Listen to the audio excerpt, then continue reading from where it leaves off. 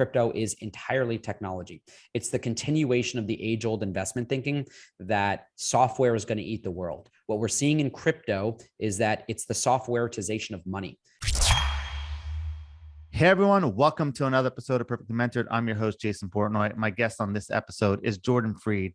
He is a crypto capitalist. He's currently the chairman and CEO of Immutable Holdings, the publicly traded blockchain holding company that owns and operates NFT.com, 1-800-Bitcoin.com, CBDC.com, Immutable Asset Management, and HBAR.com, and many more. Previously, Jordan was the founding team member of Hedera Hashgraph, where he served as senior vice president of business development from inception in 2017 until the end of 2020. He also co-founded and served as CEO of Buffered VPN, the fastest growing personal VPN service until it was acquired in the first quarter of 2017. He is an angel investor in companies like Buffer.com, Clearview.ai, Hive.org, and other early stage startups. He's been featured in Wired Magazine, Entrepreneur Magazine, Time.com, and Success.com. If you're wanting to learn more about blockchain, about the whole crypto space, NFT space, this is the episode for you. You're not going to want to miss this one. Check it out.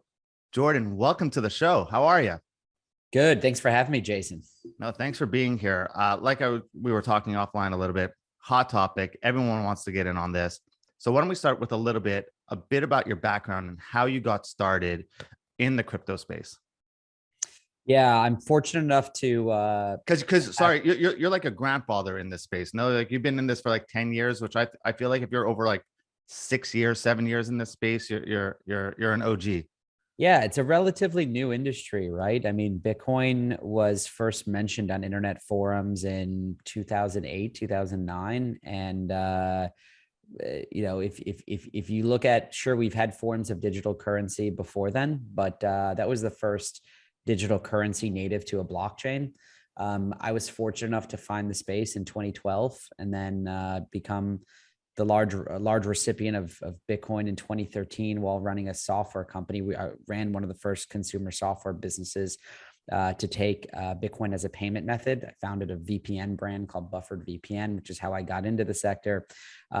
Yes, I guess that makes me a dinosaur in Bitcoin and blockchain, but literally still young in every other industry. So yeah, it's been a great ride. This is my 10th year in crypto, as it's come to be called. I really got in a serendipitous way. Again, I was just running a consumer privacy business, a VPN brand that helped Americans access things like Netflix and Hulu or outside the United States, and also be private while using the internet at a coffee shop or something along those lines. So yeah, it was pretty good timing. And then I've never left the space since finding it. I kind of made the subconscious choice that this thing was too interesting not to do full time. After selling that software business in 2017, I went all in, and I've started several projects in the industry ever since. So when the consumers for the VPN came to you and they sat there and said, "Hey, we want to pay you in Bitcoin," I'm pretty sure that's how it started. Most businesses back then would be like, "No, you could pay me in the money. I want the money." What made you decide to say yes on something you had no clue about and just dive deep into it?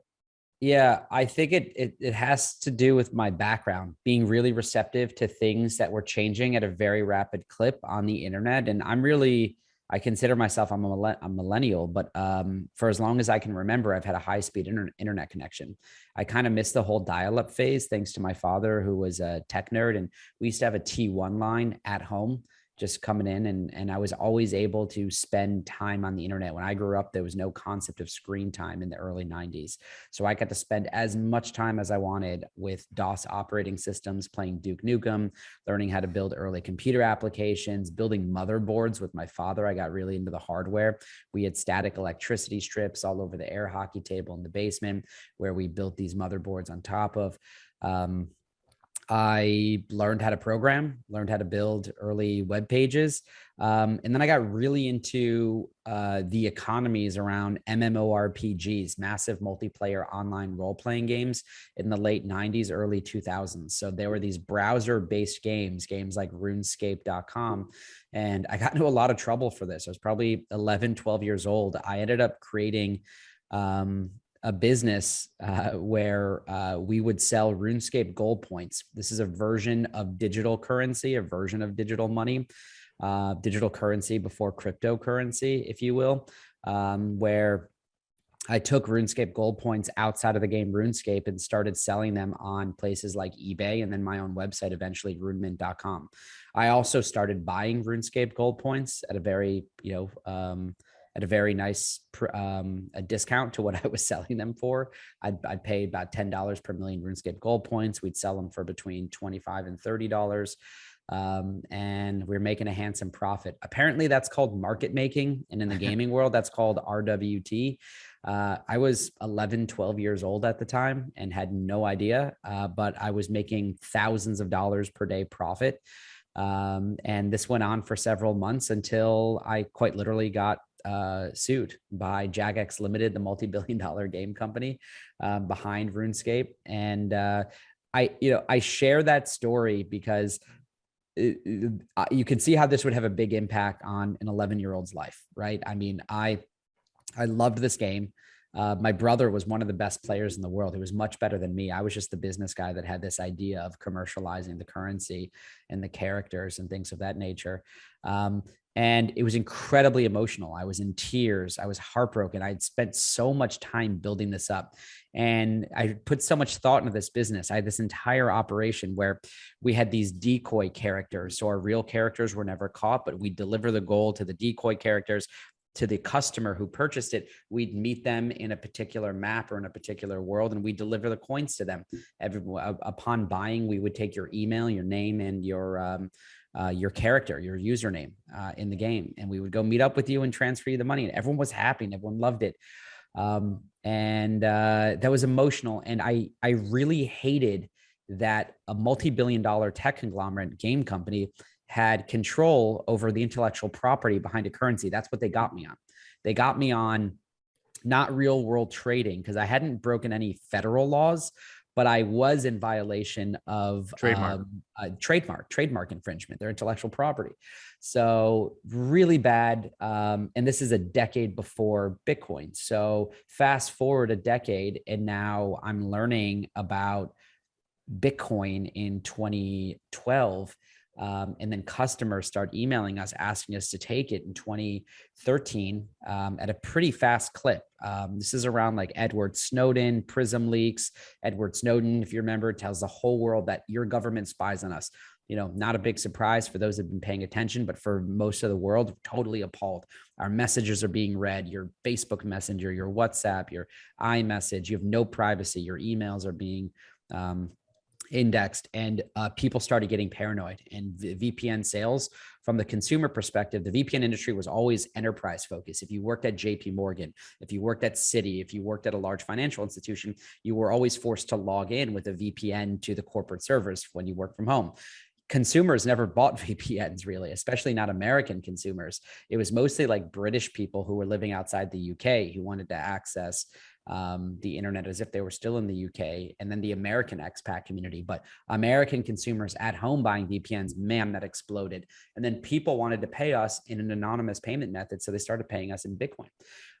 And who was I to say no? At that point, the business was stable. We had enough monthly recurring revenue from the credit card proceeds and the PayPal proceeds. So those were our two biggest payment methods, credit cards and PayPal. So, if every fifth customer, every, eighth customer paid us in Bitcoin, what did we care? It's funny. We didn't even know what to do with it. It just started piling up in this wallet. We'd get between half a Bitcoin and a full Bitcoin every single time someone purchased our annual plan. And Jason, you'll fall off your chair when I say this, but we hated when people paid us in Bitcoin. We really didn't like it because our business was all predicated on lifetime value of a customer. So with a credit card and PayPal, you can monthly recur the charge. On an annual customer, you could do it. So we learned really quickly. We banned people from paying us monthly in Bitcoin because we almost never could get them to pay the next month because we literally had to email them, pay. And we made you either buy the annual plan or pay for 2 years up front. So those people paid in Bitcoin. But they wouldn't recur, whereas someone on a credit card would just recur for the next year, and that was great, and they had like multi-year lifetime value.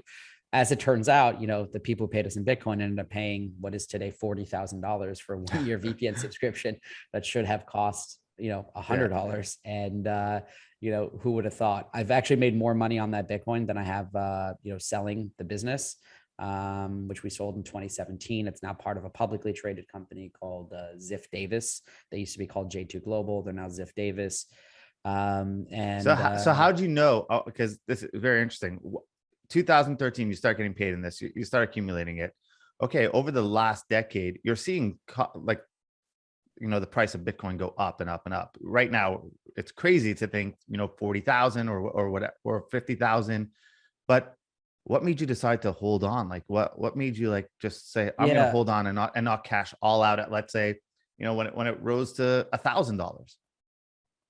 I think I would have to say that I'll go back to the answer on serendipity, right? A lot of things, I think so much in life is timing. And if you really get in touch with your gut feeling and you feel like you have good intuition on, things happening at the right time, so much is about one, being in the right place at the right time, being around the right people at the right time, and then making the right decisions at the right time.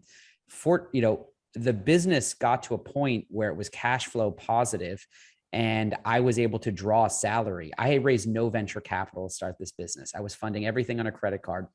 And I got to a point where it was the first time I could start to take money out of the business. So the business is making money. There's revenue coming in, and now it's starting to scale exponentially because you kind of forget about the early customers. They start to recur. Then the new customers start to come in, and wow, things are really compounding. Monthly recurring SaaS businesses, I love them. They're great. It's a great business. So there's this Bitcoin pile up, but Bitcoin's floating between 400, 500, maybe pops up to 1,000 and then kind of trends back down.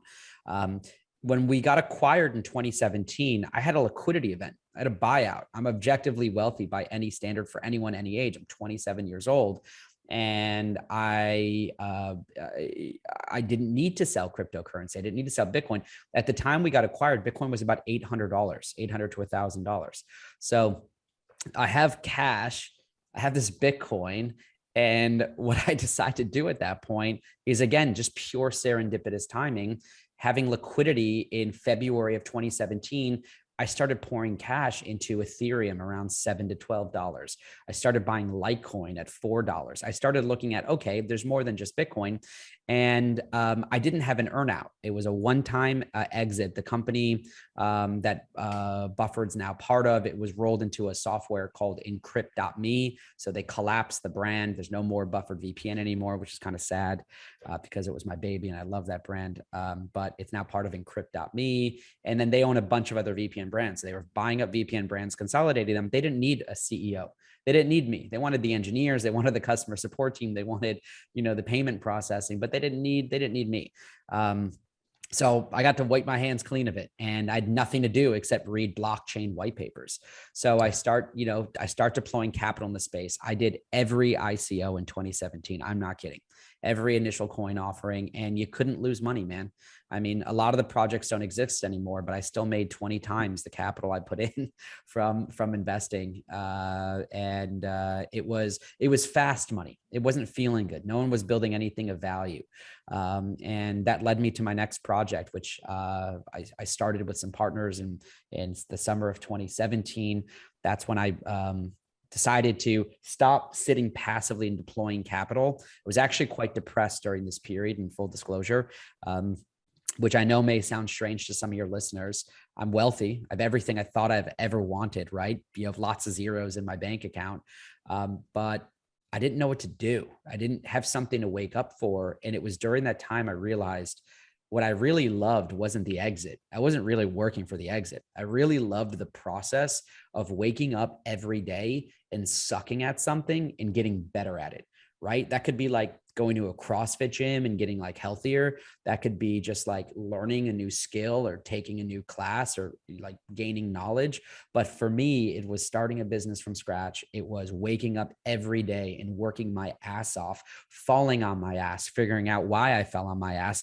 Why does my team hate me? True story. My entire engineering team hated me. You know why they hated me, Jason? They thought I was a robot. I had no human emotion. I just was trying to hide everything, all the uncertainty in the business. And the second I showed showed them vulnerability. I learned during this time that vulnerability was a strength. You could build trust and rapport with other humans that worked for me. So I learned a lot. It was a lot of personal growth in this like depressing post-acquisition period. And then I kind of just realized I'm a really bad retired person and I should never retire. It was the only time that I can remember in like my adult life that I wasn't working, and I didn't need to work, and objectively like didn't need to work for the rest of my life with, you know, what was happening in crypto so quickly. I decided I got to go build my next thing. And that became Hedera. That's what's now called HBAR. It's my first unicorn. Won't be my last for sure. I'm still a young guy, but you know, HBAR was an amazing team effort. It was actually technology founded by these two amazing computer scientists, Dr. Lehman Baird and Mance Harmon. They were, 20 plus years in the U.S. Air Force course directors for cybersecurity. These guys had literally built the missile defense simulation program for the United States, Air Force and our allies. If you've ever seen the movie War Games, like literally these guys were doing, what was in War Games, what was parodied in War Games. And I moved to New York at that point. I was living in Budapest, Hungary this entire time. So 7+ years in Budapest, Hungary. I moved to New York and I meet these guys 4 days after moving to New York. I don't even have a bed frame yet. My mattress is on the floor of my apartment, and meet these guys. And immediately that first day decide to write a check. No more due diligence. These guys just have a technology. They're not generating any revenue. They're not making any money, but I trusted them and it was great. And the check was contingent on them agreeing that we're going to launch a public blockchain based on this Hashgraph consensus algorithm. A lot of good feelings, a lot of uncertainty as well. And I just went all in. I didn't just write the check. I worked there. I was, number 4 on the team. So I don't call myself a co-founder. I was part of the founding team. And then I adopted the title. I think I was called Senior Vice President of Global Business Development, a fancy title for a 27-year-old without a college degree. And my job was to go to market. So didn't get paid. I carried a lot of the business expenses on my credit card. I later got paid back when the company started doing well. And I got paid in HBAR. I got paid in this cryptocurrency HBAR today. HBAR and the Hedera protocol fully diluted is worth over $10 billion. So, it's used by Google, IBM, Boeing, Deutsche Telekom, Nomura, Tata Communications, LG Electronics, Shinhan Bank in Korea, the University College of London. It's incredible. It's unbelievable to see the adoption of something I built. I'm really proud of that. And that was fun. Did that for a while until I got, I get the itch again. So I don't want to monologue here, but I think I love it. Keep going. We're going to hit everything that you're talking about anyways, but go take me down the path. So listen, I did that until the end of 20. It started to be 2020. COVID comes around and I come to realize Jason, I think so much about life and entrepreneurship is about self-education. It's really about emotional intelligence more than it is about intelligence, IQ intelligence, right? And what I really came to realize is I'm always the first person to want to hire myself out of a job. I'm a really great traction guy. When you're starting a business, there's no one you want in that business more than someone like me with my personality type in it. Because I can lead when there's, I love that blank canvas. I love those chaotic early days. We're running 1,000,000 miles a second. There's no structure. 1,000,000 things have to get done. I'm really effective there. When we get to a point where there's an HR department and a governing council and, effectively a board of directors and, processes and workflows and ERP systems and Salesforce installs. You're like, bye-bye. I'm like, later. I'll hold my shares. But I got to bring in an operator. I got to bring in someone else to do that, because that's just not my personality type. My personality type isn't to be in the weeds in a Monday morning sales meeting. It's to be out there building. It's to be out there closing. It's to be out there selling the vision. It's to be recruiting talent or raising capital or, doing those sort of things. So I'm learning during this period that like, hey, I love these early days. And I'm like, I got to go put myself in a position where I can go focus on early days again, and I can go build something from scratch. And, this time I'm going to do it with no partners. That was the challenge I had for myself. I'm always trying to level up personally. And I'm like, hey, I want to go off on my own. So that's when I really got this idea that blockchain is really hard to take exposure to if you don't want to buy cryptocurrency. I really got to thinking like it's very difficult for investors to take exposure to the sector, especially in 2017. There were only companies like Bitcoin mining companies publicly traded, right? Mike Novogratz had taken a company public in Canada called Galaxy Digital.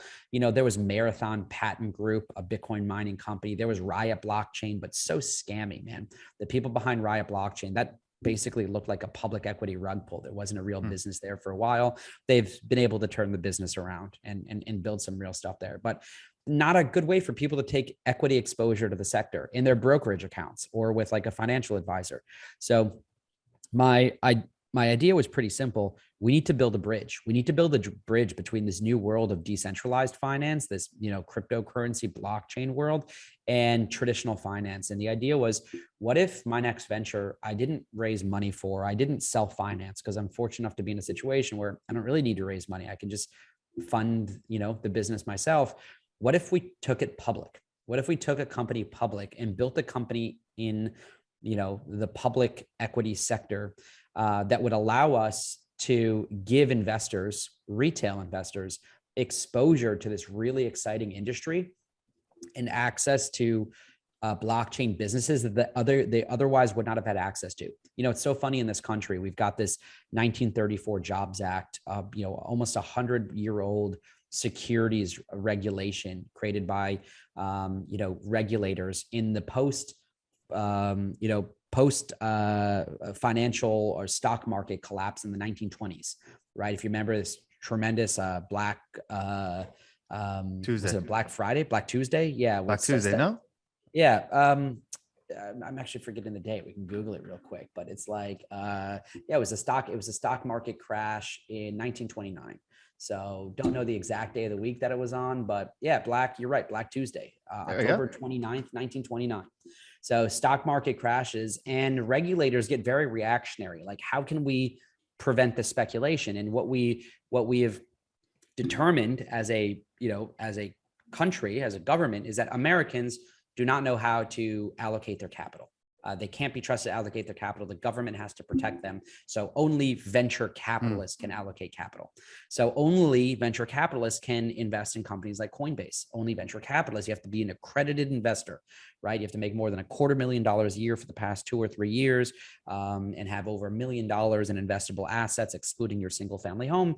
And, those opportunities are now restricted and protected for Mark Andreessen and Ben Horowitz, A16Z, Sequoia Capital, right? Excel Partners. And I got very frustrated that why shouldn't businesses like Immutable Holdings, our parent company that's publicly traded in Canada under the ticker symbol HOLD, or NFT.com, or 1-800-Bitcoin, another business we're building, or Immutable Asset Management. Why shouldn't these businesses be something investors could take exposure to, and not just professional investors, but retail investors who should be and who can be honestly sophisticated enough to be able to diligence opportunities like the ones we're building.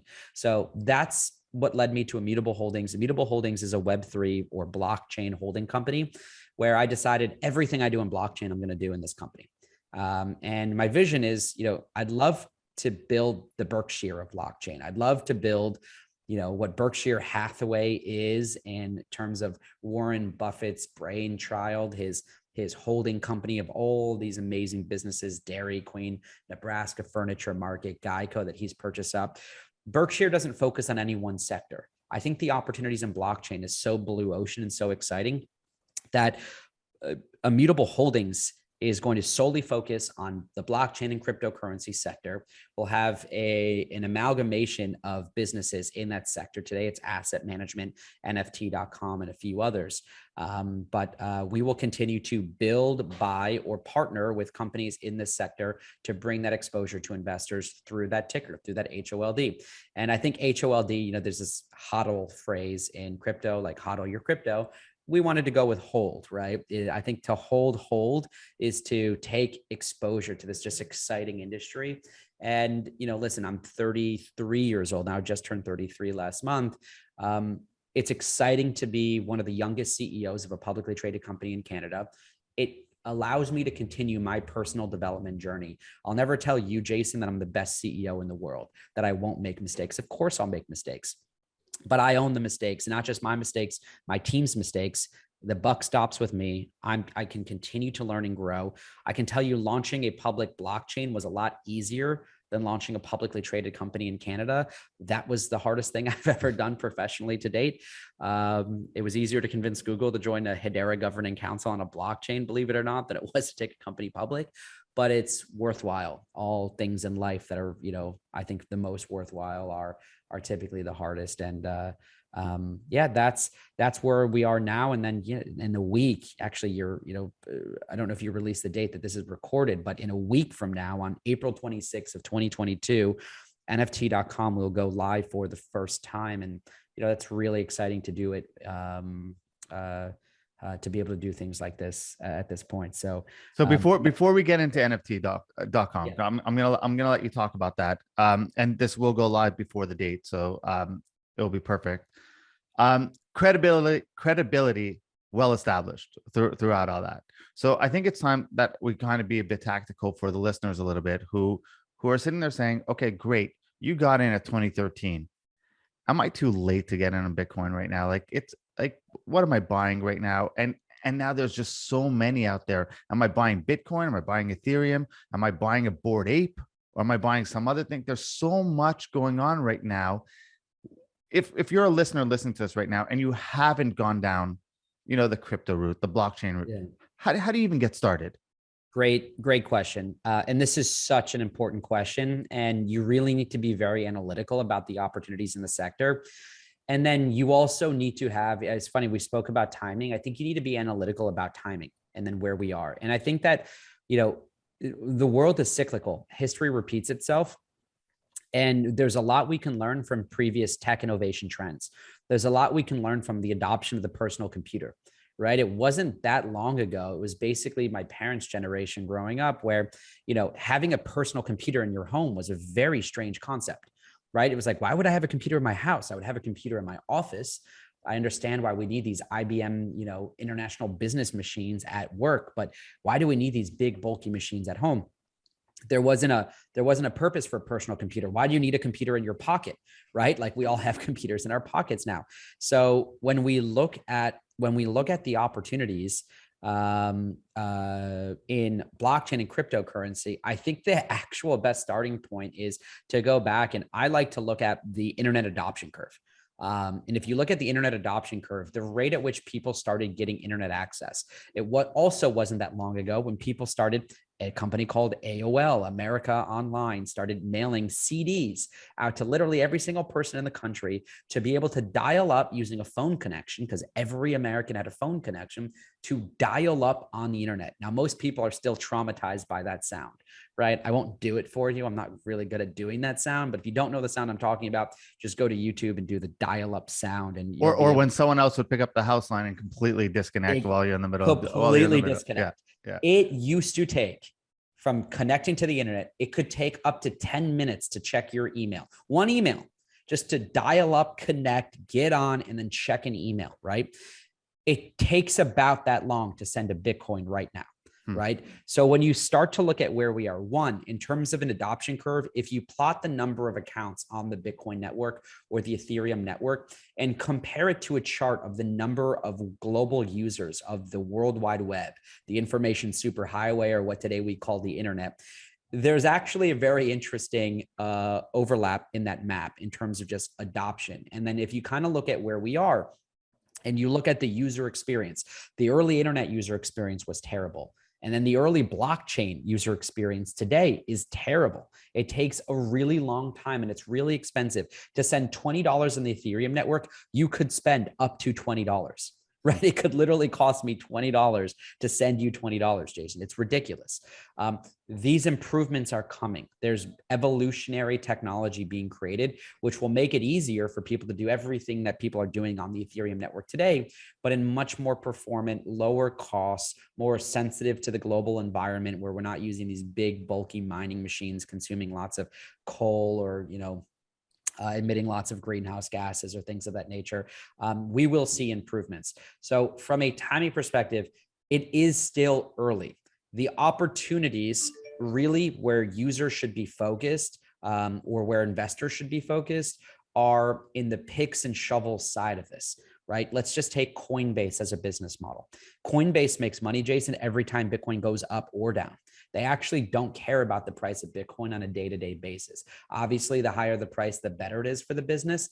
But Coinbase makes, in some cases on the Coinbase retail platform, they can make up to 100 basis points, so 1% of every Bitcoin transaction. So to give you an idea, when someone buys a Bitcoin, Coinbase makes $400. So Coinbase, fortunately, in 2022 is a publicly traded company. I'm not advocating that you buy the Coinbase stock. Their ticker is COIN, coin. There's another COIN in Canada, but this is the COIN in the US. So look at Coinbase, read their financial statements. They're pretty easy to understand. Talk to your financial advisor. If you have a financial advisor, Coinbase, if you really believe in blockchain or Bitcoin and you look at the Coinbase, I don't know their market cap today, but if we just do a quick search on their market cap, it's a $32 billion company, US dollar company today. So do we believe in blockchain? I do. Yes, I'm convicted. Do I believe in Bitcoin? Yes, I do. I'm convicted. Do I believe that many more people in the world will buy Bitcoin, much more than I have Bitcoin today? Yes, absolutely. If that happens, do I believe that they may use Coinbase? Yes, it's a great brand. It's a great domain name. Coinbase, I believe, will be at some point in the next decade or two, $1 trillion company. That is more than a 20x from where the stock is trading right now. I'm a holder of Coinbase stock, in full disclosure. I hold a lot of Coinbase stock. I've had the great fortune of being able to meet people like Balaji, the former CTO, who's a strategic advisor to us at NFT.com, and Brian Armstrong. I actually knew Brian Armstrong when he was still an engineer at Airbnb before he even started Coinbase. That's how long I've been in this space. So I remember when Coinbase was just getting started, it was one of the first cryptocurrency exchange alternatives to what was then called Magic the Gathering online exchange, which was like the only place online to buy or sell Bitcoin. I didn't trust it. I didn't use it. Turns out that was a good thing. But my point is, if you see these opportunities, right, there's Coinbase. You can take exposure in a picks and shovels way. So now you're not holding Bitcoin, but you're holding equity in a really cool management team and a really cool brand that started in the space in 2012 as well, that started building up. And I like it for that perspective. So yeah, could Coinbase be as big as Apple one day? Absolutely. So I'd look for opportunities like that. There's many, many, many more, probably more than I can cover on this call. Obviously, we're publicly traded as well, but do your own research, do your own financial advice. Yep. But from the coin side of things, right? Or even from an NFT side of things, looking at it right now, we're early. And if you do plot the graph, I see what the graph you're talking about a little bit, but we're also before, if you're going to compare times, before the .com bubble burst, right? So if you look at the time frame, we're kind of right before that happens anyways. There's so much scamming going on. There's so many different options that people have, that people are trying to take advantage of the situation we're in right now. You know, Gary Vaynerchuk says 90% of all these projects are going to go down to zero anyways. So if you're a listener sitting there saying, okay, fine, I could do the picks and shovels, but I also want to take exposure. I want to hold some coins. I want to get involved. I want to learn. You know, I'm looking at it and I'm sitting there saying, okay, I'll buy Bitcoin. It will go up 20,000, then it will drop $50,000, and it's so volatile. I'm looking at all these things that maybe could go to zero. Do I buy this artwork that some guy on Twitter keeps plugging and says it's great? What? I know I don't want to pressure you into a place of being like, look, every listener should buy Bitcoin right now. Right now, it's underpriced. Should buy it. If you believe that, please, by all means, say it. We'll preface everything by saying, do not, do your own research and everything. But I'm not trying to force you down that route, but I'm just trying to get some sort of how people could do the education to not make those mistakes, and how, like, what's the best way to research doing these things. Yes.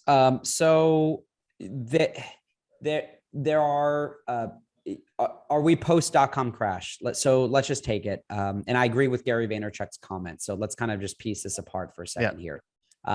Pre.com bubble crash, I think we're at right now. Yes. Where I see that we are in this timeline is, and what's happening in crypto right now, again, is not unique to crypto. It happened in the late 90s, just before the dot-com bubble burst, where everyone who could was trying to take a company public. Now, these companies didn't have revenue. These companies didn't have solid businesses. They didn't have solid management teams. They didn't have solid go-to-market strategies. And you had companies like pets.com and Webvan raise incredible amounts of money, and the bubble popped and there was no more capital available to them. These companies totally imploded and ceased to exist, and were sold off for just whatever assets they could sell. And there were scammy companies going public too, just like an initial coin offering, or just like a scammy PFP, profile picture collection drop. What's happening in the NFT space. So I think with every new path to make money, taking a company public was a way to make money or a way to capitalize a business. Doing an NFT drop very similarly. In 2017, it was an ICO, an initial coin offering. We've seen absolute expansions and then major contractions. And the truth is, Amazon was built during that cycle. Amazon was built during that dot-com burst cycle. We had companies like Yahoo built during that cycle, in later recession cycles, right? During the 2008 financial crisis was really some of the biggest growth years for Google, which has become a mainstay for any internet user today and any internet experience. So my point is, there are amazing opportunities that exist right now.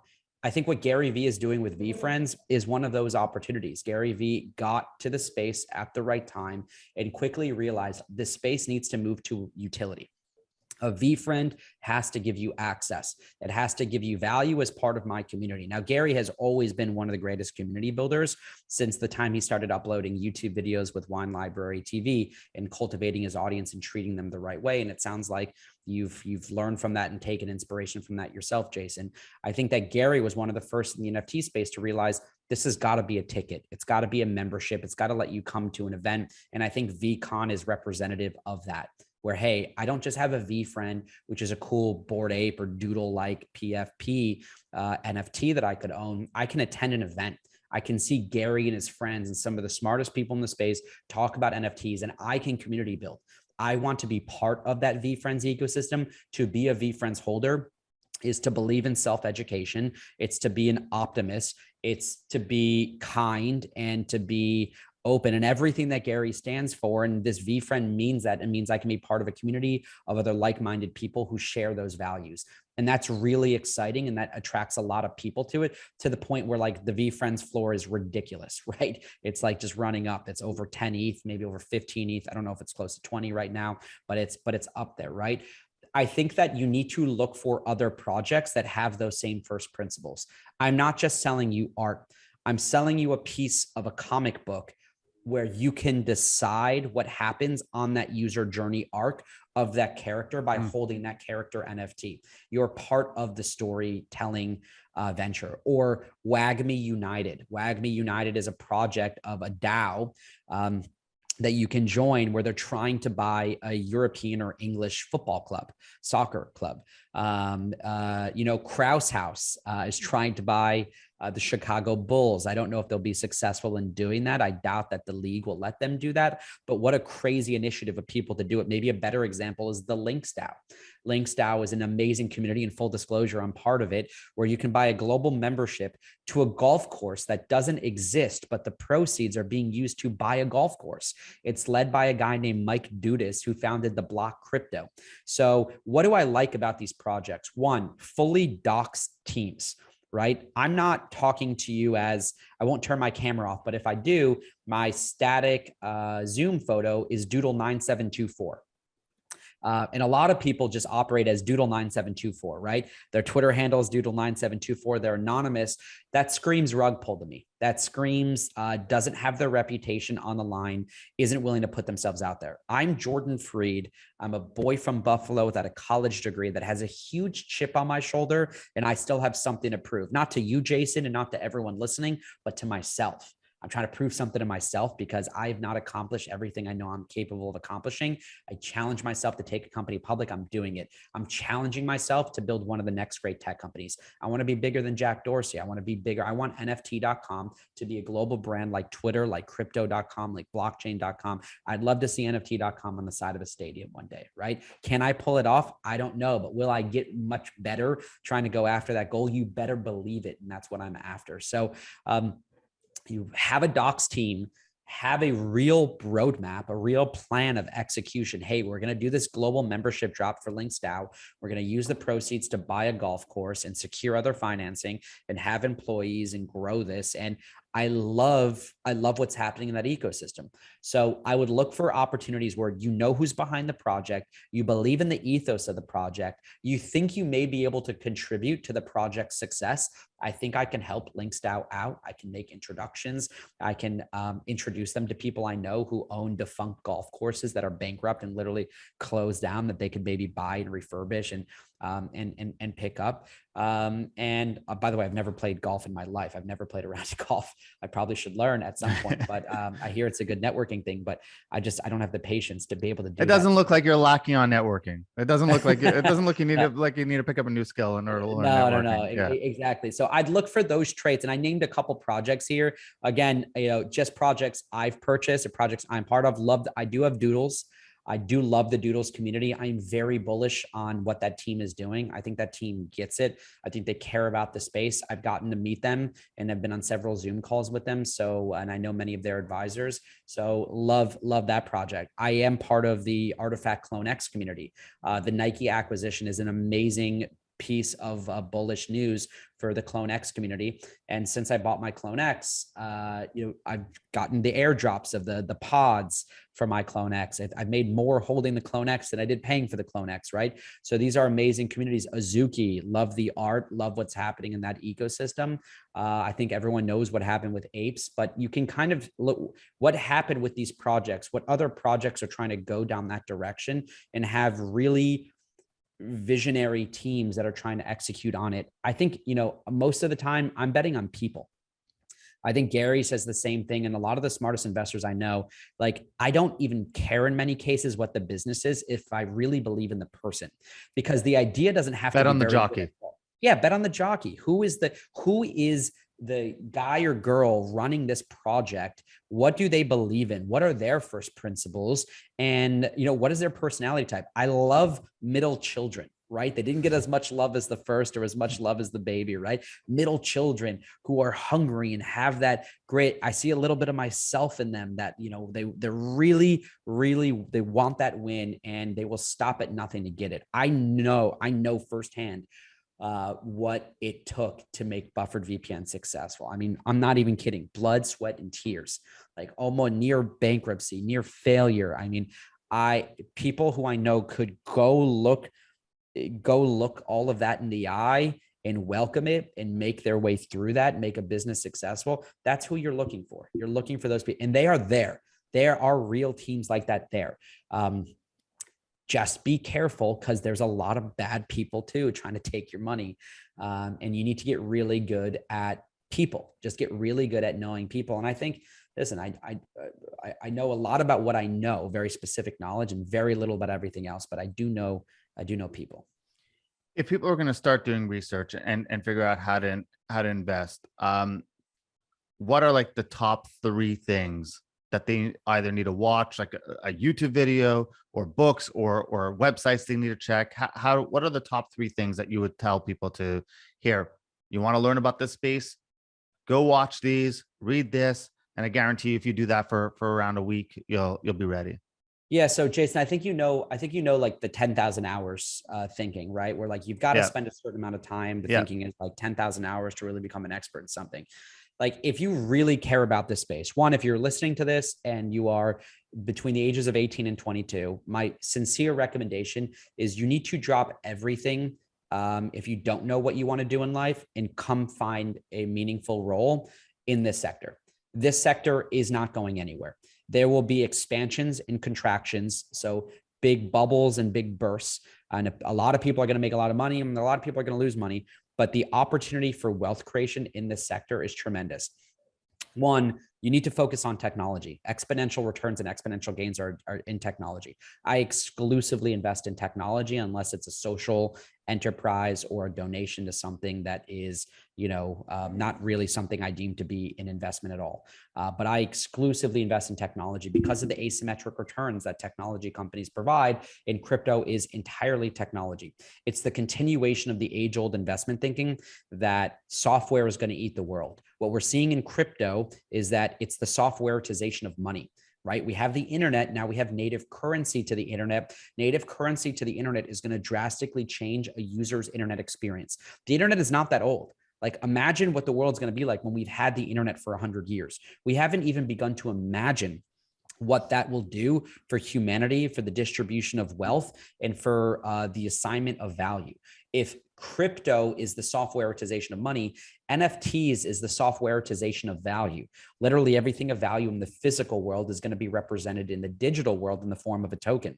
Jason, that includes the title deed to your property. That's the authenticity certificate of Rolex or seat 5 and 6, row 7, section 101 at Madison Square Garden, right? That is all going to be tokenized as an NFT. And the opportunity here is to help onboard value to the blockchain. We need business development people for that. We need marketing people for that. You need PR people for that. You need engineers. If you're an engineer, front end or back end, and you're working on, traditional, I don't know, Python, Django stack or React JS or whatever your programming languages are, learn Solidity, learn Rust. These are the programming frameworks that a lot of smart contracts are being built with.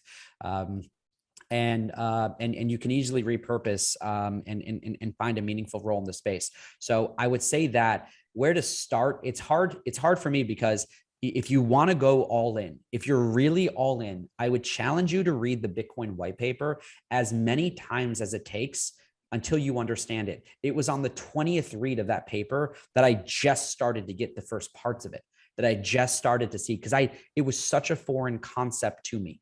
Once that concept is no longer foreign, the idea of a multi-party, multi-master database, a blockchain, a bunch of computers all over the world, not in Jeff Bezos's data center, not in someone else's data center, but back in our homes, back in a single mom in Australia's garage making extra money because she's adding new blocks to the blockchain.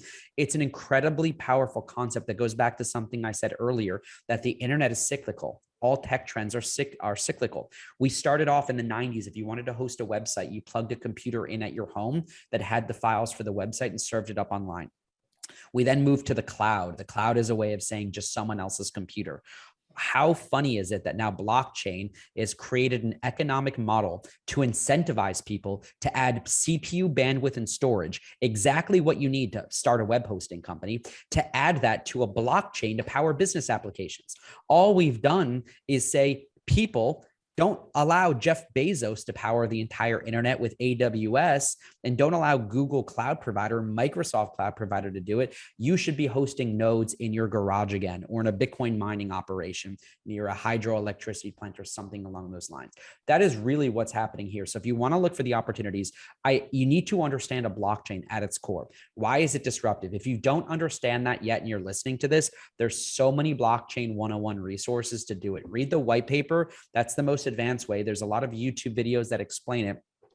Once you understand that, you'll understand that a blockchain is simply a general purpose application platform on top of which you can build applications. Bitcoin is an application on top of a blockchain, just like email is an application on top of the internet. It's something you can do on the internet. We're now all connected with our computers. We can send messages. We're now all connected with our computers. We can send money. And Bitcoin is a ledger of money, and we all have the same ledger, right? NFTs is another application on top of a blockchain, right? Decentralized finance is something that you can do now that there's money on top of this blockchain. You need to understand all of these trends and where it is going. So I don't know that my answer is a good one, because I know your listeners are probably drinking from the fire hose. This space is worth self-educating about. If you have fatigue about hearing about blockchain, cryptocurrency, NFTs, or Bitcoin, the bad news is you're going to be hearing about those things for the rest of your life, because Bitcoin and NFTs and blockchain technology, they're going to be part of our lives for the rest of our lives. So you need to know what is going on here. You need to know what this means for your business. So start with the Bitcoin white paper. And then as a homework assignment from this, because I've been asked this question before in a recent podcast, I'm going to do a Twitter thread. So if you follow me on Twitter at Jordan Freed, I'm going to do a Twitter thread. And Jason, I'm going to give you a shout out in the Twitter thread, and I'll link to this episode too, as a thank you for giving me this idea. Just thought of this now. I'm going to do a Twitter thread all on the best 101 beginner resources getting started in blockchain, cryptocurrency, and NFTs. So that's a homework assignment. I'm gonna make myself a note. Hey, I'm willing to bet that's actually that's going to be one of your most the best stats on any tweet that you have is going to be that one. I not just because you mentioned my name, but actually because of the resources you provide. Yeah. Maybe because I mentioned your name as well. Yeah. Yeah, they'll hold your stats down a little bit, but yeah. we'll add 20% margin to that. Before I let you go, and before we wrap up with NFT.com, because I promise I want to hear about it. How does this impact the future of money? Right. I know that's a loaded question, but if you're a business owner listening to this right now, is it just as simple as like, hey, maybe I just start telling, like, I run an agency, right? So do I start telling my team, hey guys, we're going to start telling everyone we accept payments in Bitcoin now, like, and that's what we want. Like, how does this impact the future of money and how small businesses start doing business? So to answer that question, I'm going to give you kind of like the advanced answer, but I think your audience can handle it, because if they're self-educated or even educated entrepreneurs, I think they'll like this answer. There's a really great book. It's really easy to read. It's called The Denationalization of Money. And it was written in 1976 by a guy named Friedrich Hayek. Friedrich Hayek is known as the father of the Austrian School of Economics. And if that all sounds fancy, don't worry about it. The book may be public domain and may be free online, but you can probably buy it for $10 to $20 on, you can find a PDF of it if you just Google it for free online, but you definitely buy it on like a Kindle or, iBooks. The book brings up a really interesting idea that directly answers your question and actually challenges the way that the world works today, which is, why have we given governments the monopoly over printing money? If you look at the private sector has solved a lot of problems better than governments have, right? Elon Musk figured out a way to create a reusable rocket that can quite literally land on a landing pad floating in the ocean, in the middle of the ocean. That literally allows us to send rocket ships to space for one tenth of the cost of what NASA used to send rockets for, and allowing humans to continue. I think we know the answer to that, right? Like, if they don't spend the money, they don't get the money from the government anymore. So all these government organizations have to spend the money. The incentives. NASA has to spend the money. The Department of Education has to spend the money. All of these agencies have to spend the money, but they're not focused on coming up with creative cost-saving solutions. Elon Musk literally. Well, they're not rewarded for doing that, right? Like, that's the truth. They're not rewarded. They'll lose their budget if they figure out a way to do it. Then they don't get paid as much anymore. Now, Elon solves this problem with SpaceX, right? And what happens? He gets a government contract. So now let's take it to money, right? Our government prints money, but we've had the same form of money for a long time. And have we ever paused to think that our money is not that good? One, we don't have 24/7, 365 access to our money because of government regulations and banking regulations that mean that when the banks close on Friday, we're limited to, we can't send wire transfers, right? SWIFT doesn't settle on the weekends. We are limited at ATM withdrawals. And I challenge you right now. It's so funny. I was just talking about this with someone. I just literally walked into the bank last week. I needed money, and I asked to take out a certain amount of money, and they said, we can't give that. That takes 3 to 5 days clearance in order to give you that money. 3 to 5 days to get your hard-earned saved money, right? To get your hard-earned money. With cryptocurrency, Jason, there's a version of the US dollar. Let's forget Bitcoin for a second. There's a version of the US dollar on the blockchain called USDC. You can spin up a wallet right now and hold USDC. Many of the companies I invest in right now, Jason, they don't even want me to send them a wire transfer anymore. You know what they send me? Their USDC address. They want me to send them US dollars, but on the blockchain. Why is that? One, it's easier to do payroll. Two, it's cheaper to send. Three, 24/7, 365 access to their capital. Four, better yields. And a checking 8%, account, I think, or something like that. More than that. Some blockchains, you can earn up to 20% on US dollars right now. I'm using Anchor Protocol on the Luna network, not with crypto, with US dollars. And I'm earning 19.5% right now. Wow. And APY. Okay. So play that out. That's a sizable amount of money to be making. You deposit $100,000, you're making $20,000. So it's fascinating what's happening here. It's a big change, but really what this is the private sector is solving a problem that governments haven't solved, which is we need better money. Bitcoin is reactionary. You have to understand, you have to kind of become an anthropologist. Anthropologists are people who study human behavior, study trends, human behavioral trends. Bitcoin is reactionary to the 2008 financial crisis. The 2008 financial crisis saw the US government and governments around the world bailing out literally the people and the financial organizations that took us to the edge of financial Armageddon, literally almost sent us collapsing into a total disastrous tribal feudal world all over again, because they over leveraged and started coming up with these credit default swaps and these mortgage-backed securities and these harmful derivative products that were backed by garbage, absolute garbage, and weren't worth anything. When we look at crypto was created out of a frustration to solve that. We know how much Bitcoin there is. We know where that Bitcoin is. It's a transparent public blockchain network. Imagine if the government printed money on a blockchain. We'd know how much money the government's printing, where that money is going. We'd have accountability for our elected officials. We'd have a better form of money.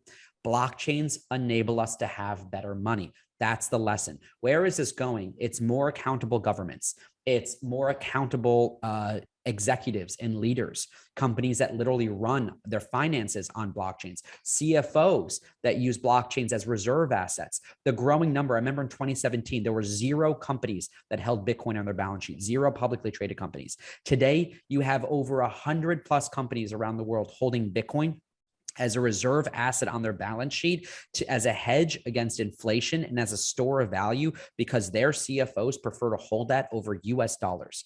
Those CEOs are smart. Those CEOs those CEOs and CFOs know what's happening in the market. That trend is not reversing. So where is this going? We may not be using Bitcoin on a day-to-day basis to buy our Starbucks. You may not be using Bitcoin on a day-to-day basis to pay your bills and things of that nature. But if you look at the underlying technology of a blockchain, we will be using blockchain technology and likely not even know we're using blockchain technology. It may be because you have an experience like a Cash App or Venmo, but crypto is going to be something that you hold, likely in a digital wallet. It's better to get in it now and understand it, so you understand where I hate to use the word alpha, but you understand where the exciting opportunities to capitalize on this, on where the world is going. That opportunity is very much happening in real time, right here, right now. That's what we're doing at Immutable. That's what we're doing with NFT.com and all of that. Love it. Okay, I'm going to wrap up with this. I want to be respectful of your time. Talk to me about NFT.com, big launch next week. Tell us a little bit about the project. Yeah, so NFT.com was created out of frustration with Web 2.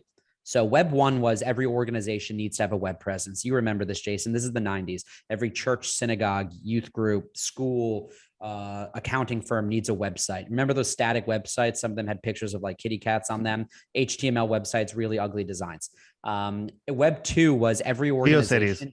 Yeah, GeoCities, exactly. A great example. Yahoo, just like static, links to web pages. Web 2 is every organization needs to be social. Now you can tweet. Now you can talk. You got to be on Facebook. You got to be on YouTube. You got to be creating content, right? Who would have thought that KPMG in the 90s, if you would have told KPMG that they were going to be tweeting, they would have laughed at you. KPMG has a Twitter. They're tweeting right now. It's ridiculous, right? Why does a global Big Four auditing firm have to tweet? They do. They have to, right? We've proven that. And now Web3 is every organization needs to allow users to be decision makers in their platforms in some way, shape, or form. That's Nike allowing users to decide on new sneaker designs. That's social platforms allowing users to help make rules. Whether you agree with the politics of the decision or not, I don't want to get political here. No one ever intended, especially the creators of the internet, never intended for a 30-year-old sociopathic white dude to deplatform a sitting president. We never expected tech conglomerates like Twitter and Facebook and Google to become so powerful. And so much of what's happening in DC right now is figuring out how to change that.